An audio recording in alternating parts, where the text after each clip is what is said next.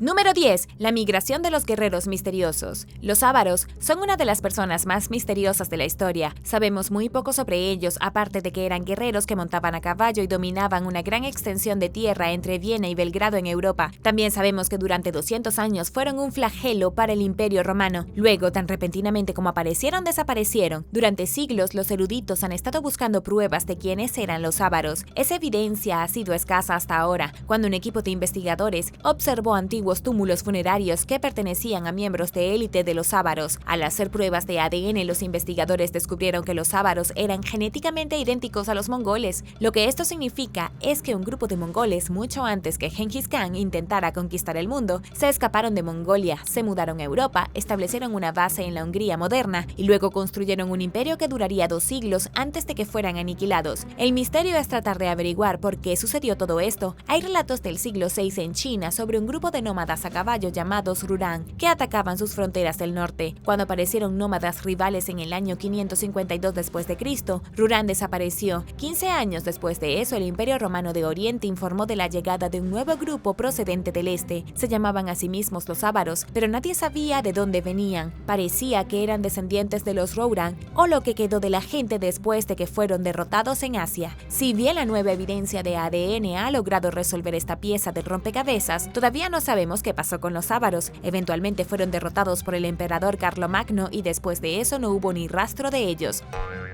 Número 9. El destino de Owain Glyndwr. 600 años después de la muerte de Owain Glyndwr, los historiadores todavía están tratando de averiguar cómo murió. Podría decirse que es una de las historias y figuras más importantes de la historia de Gales, pero nadie sabe los verdaderos detalles que rodearon los últimos años ni dónde fue enterrado. Owain fue proclamado príncipe de Gales en el año 1400. Dirigió una campaña exitosa contra los ingleses, capturó algunos castillos y fue ampliamente celebrado como un gran gobernante, pero su gobierno solo duró un poco más de una década. El último avistamiento de él fue en 1412 cuando participó en una emboscada. El príncipe galés capturó y rescató a algunos de los hombres del rey Enrique V y luego desapareció de la faz de la tierra. No hay absolutamente ningún registro de lo que le pasó. Sabemos que el rey Enrique V tenía una gran recompensa por su cabeza, pero supuestamente ninguno de sus camaradas lo traicionó. Su muerte se registró en 1415, pero no se dieron detalles específicos. Un historiador escribió: fue enterrado en la oscuridad de la noche. Owain pasó a la historia como un héroe mítico y su nombre sobrevivió en el folclore junto con otros nombres famosos como el rey Arturo.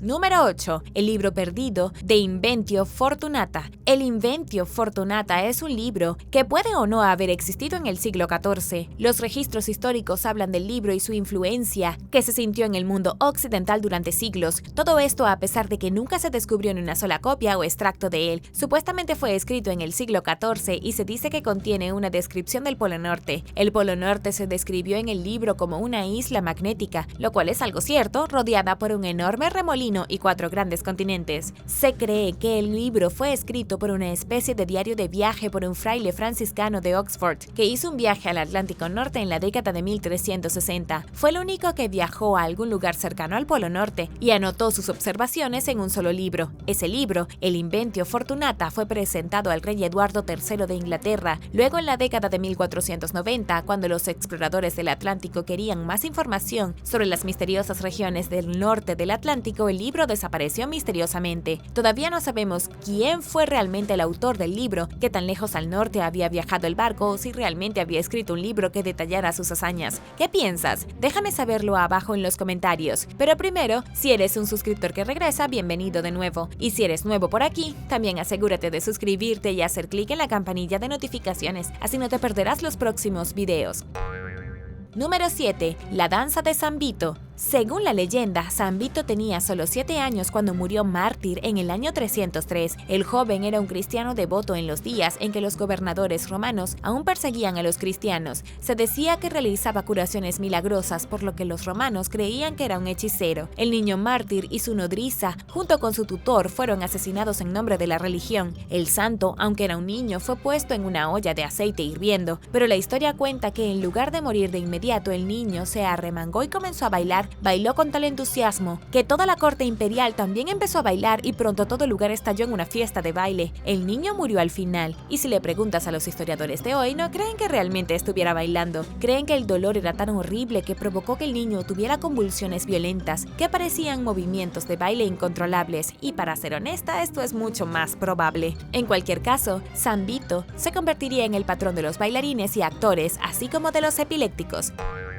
Número 6. ¿Dónde está Cristóbal Colón? Investigadores españoles resolvieron recientemente el misterio que se remonta a siglos atrás. Un equipo forense de científicos dirigido por el genetista español José Antonio Lorente examinó fragmentos de huesos extraídos de la Catedral de Sevilla y luego comparó su ADN con los restos del hermano de Cristóbal Colón, Diego. Los historiadores españoles dicen que es una coincidencia del 100%. Lo que esto significa es que 500 años después de la muerte de Cristóbal Colón en la ciudad española de Valladolid, finalmente sabemos dónde está enterrado. Al menos conocemos uno de sus lugares de entierro. Ha habido un debate durante siglos sobre dónde colocaron exactamente todos los huesos de Cristóbal Colón después de su muerte. Algunos de sus restos están definitivamente en España, pero quizás no todos. La República Dominicana afirma que tiene sus huesos escondidos en un faro monumental en la capital de Santo Domingo. Sin embargo, República Dominicana se niega a entregar los huesos para su análisis. El problema con los huesos de Cristóbal Colón comenzó después de su muerte el 20 de mayo de 1506. Quería ser enterrado en las Américas, pero eso no sucedió. Sabemos que 3 años después de su muerte, sus restos fueron trasladados al monasterio de Sevilla. Luego, en 1537, sus huesos fueron enviados a Santo Domingo para ser enterrados y reposaron allí hasta 1795, cuando España los recuperó. Los huesos de Cristóbal Colón fueron enviados a La Habana y luego de regreso a España en 1898. Al menos eso es lo que se suponía que había sucedido. La verdad es que con todo este movimiento las cosas se pusieron un poco desordenadas. Algunos de sus restos terminaron en España, pero todavía faltan huesos, y nadie sabe realmente dónde están todos los restos.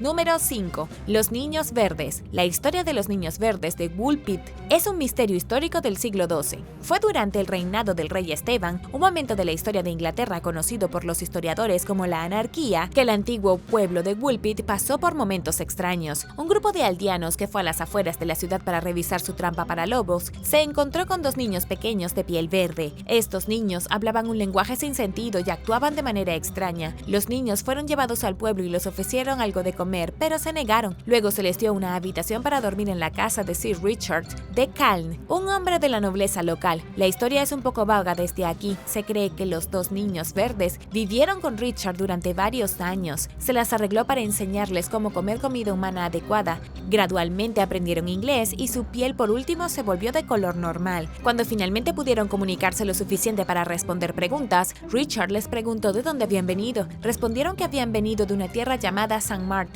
y que no recordaban cómo habían llegado a Inglaterra. Es uno de los misterios más extraños del siglo XII. Los historiadores de hoy creen que los niños eran descendientes de los inmigrantes flamencos que habían sido desplazados durante la guerra. Terminaron en Inglaterra, pero solo sabían hablar flamenco, por lo que los aldeanos simplemente asumieron que era un galamadías. Su piel verde podría explicarse por la desnutrición, algo llamado enfermedad verde. Pero la verdad es que estos extraños niños verdes seguirán siendo un misterio.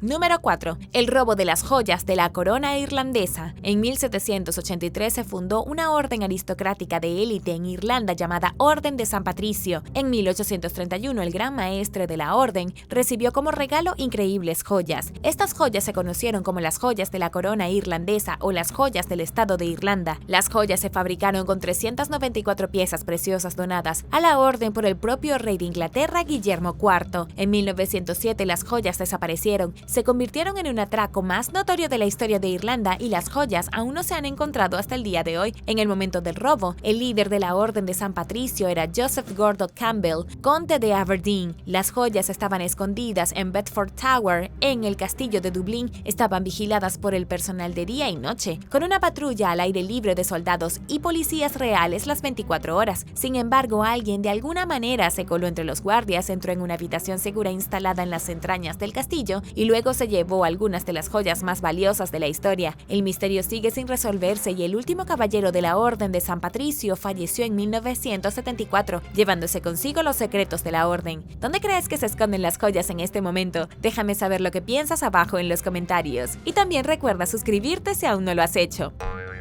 Número 3. Los cuerpos de la Royal Ain Galley. El Royal Ain Galley se hundió frente a la costa de Lizard Point el 10 de noviembre de 1721. Era un buque de guerra británico con 200 personas a bordo que luchaba contra los piratas durante el apogeo de la Edad de Oro de la piratería. Sin embargo, no fue el hundimiento lo misterioso. El barco golpeó unas rocas y se hundió. Eso fue todo. El misterio es que nadie sabe qué pasó con las personas a bordo. El barco estaba lleno de pasajeros muy ricos. Uno de ellos era John, tercer Lord Belhaven, una persona extremadamente importante en Escocia. Los historiadores generalmente creían que después de que un barco naufragara, los cuerpos serían arrojados a la orilla, entonces serían enterrados en un valle cercano, en un lugar llamado Pistol Meadow, pero cuando una excavación en 2017 se realizó en el área, no se descubrieron restos humanos. Todo esto es bastante extraño porque es casi seguro que los cuerpos fueron arrojados a la playa. Las historias de los cadáveres anegados se han transmitido de generación en generación y todos están de acuerdo en que fueron enterrados en Pistol Meadow,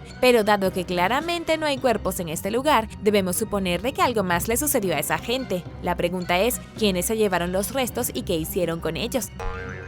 Número 2. La tumba de un sacerdote medieval. Los restos óseos de un sacerdote medieval que murió hace 700 años han proporcionado a los arqueólogos un misterio intrigante. Los restos fueron descubiertos en Thornton Abbey, en Lincolnshire, por expertos de la Universidad de Sheffield. Fue encontrado enterrado en los terrenos de la abadía, que originalmente era un monasterio construido en 1139. Lo que comenzó como un pequeño monasterio se convirtió en una de las casas religiosas más grandes y ricas de toda Gran Bretaña. Cerca de los restos del sacerdote se encontró una lápida con el nombre de Richard de Penton escrito en ella, marca de su muerte el 17 de abril de 1317. La enorme losa de piedra también tiene un extracto de la Biblia, así como un dibujo aproximado de lo que podría ser el sacerdote mismo o algún otro santo. Después de que los investigadores llevaran el esqueleto a su laboratorio, hicieron algunas pruebas. Descubrieron que era un hombre bastante bajo, de solo unos 62 metros de altura y que murió alrededor de los 35 años. Lo que los arqueólogos no saben es que lo mató. Descubrieron una depresión en la parte posterior de su cráneo debido a un golpe masivo, pero esta depresión se habría curado varios años antes de su muerte. Aparte de este único episodio de violencia, los arqueólogos no encontraron evidencia de ningún problema físico con él. Entonces, ¿qué mató al sacerdote? Es posible que haya sido la víctima de una gran hambruna entre 1315 y 1317. La hambruna se desencadenó después de que cayeron lluvias devastadoras durante toda la primavera y el verano, agotando las cosechas de Europa. Si un sacerdote en un lugar tan importante podía morir de hambre, a cualquiera habría podido sucederle.